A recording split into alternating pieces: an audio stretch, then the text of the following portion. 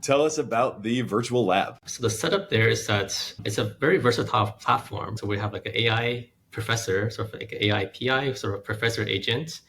And that professor agent then manages and works with a bunch of different, as you can view them as sort of student agents. Each of the sub agents would have their own expertise. You can have one agent being like a immunologist expert or a computer science expert or a computational biology expert. And then the professor and this team of these virtual agents, then they work together to really try to tackle these quite challenging open-ended research projects. And we did a case study of actually having this team virtual lab try to design new nanobodies for the recent variants of SARS-CoV-2.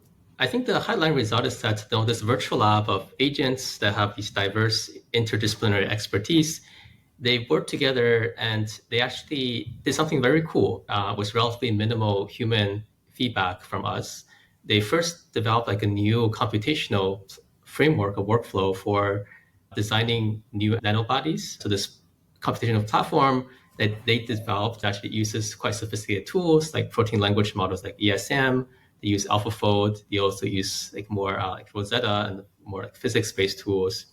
While each of the tools have been used before in previous studies, of course, but the way that the agents actually modify these tools and then put them together into this overall pipeline is actually new to the best of our knowledge. So that's something that's already very cool. And the part that's maybe even more exciting is that they actually use this new pipeline to really develop a bunch of nanobodies.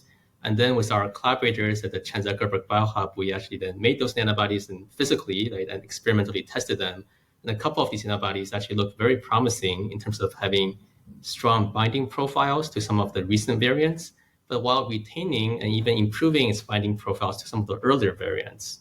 And I think that's sort of like a holy grail because you want to have potential vaccines or therapeutics that can bind well across like a diversity of variants, even as the viruses like evolve over time.